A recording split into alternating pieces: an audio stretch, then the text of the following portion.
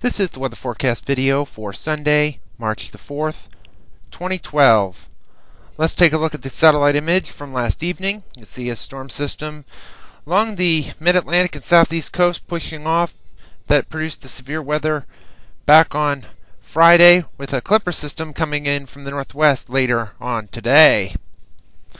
Watch warning map from before midnight shows several wind advisories across the plains, western Iowa into South Dakota, Nebraska, some parts of Arkansas, across South Carolina, some high wind warnings across the northern Rockies, and some avalanche issues over Utah and Colorado.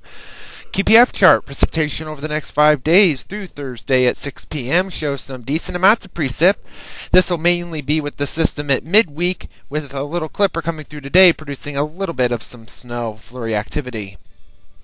So let's take a look at the 0Z GFS Model Run at 6 p.m. this evening. See the energy coming down the trough that's over the eastern about third or quarter of the country, and with that energy coming through, we could see some snow showers or a few flurries. Could see at least maybe up to an inch of snow. It's not any big system, so don't expect to have many travel issues, but it will be windy. But the winds will switch around on Monday to the south and southwest, with temperatures rising back into at least the 40s, maybe a few low 50s across the southern counties of the state. When Tuesday, we really warm up at this point, 50s and some 60s across the area as a low pressure develops over eastern Colorado. And going into Wednesday, that system moves off and we could see some scattered showers and maybe a few thunderstorms with that. Severe weather, if any, looks to be well to our south.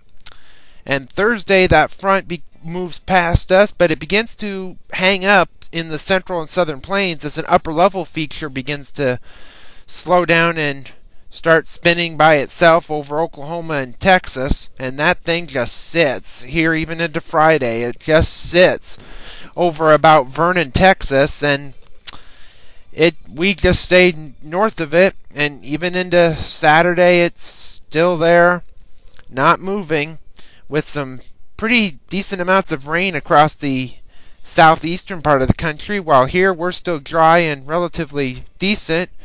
And even a week from today, that low is still there. It's starting to kick out, though, now into Oklahoma and Arkansas by this point.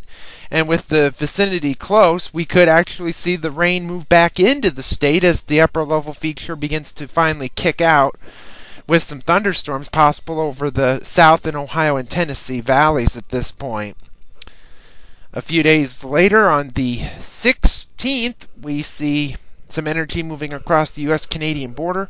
Otherwise, it's pretty quiet across a good chunk of the country, with a frontal system in the middle part of the country, some rain and mountain snow in the northwest, and some rain possibilities over Florida. It's pretty well tranquil at that point. And a few days later, on the 19th, we have a trough over the west, a ridge over the east, and with that we have a southwest flow aloft, if this is right, and that could mean we could see some warm weather, but some push of cold weather coming down with another system that could bring some cold weather and maybe even some white weather back to the state, but this is still well out there. Thank you for tuning in to the weather forecast video. We'll have another one on Monday.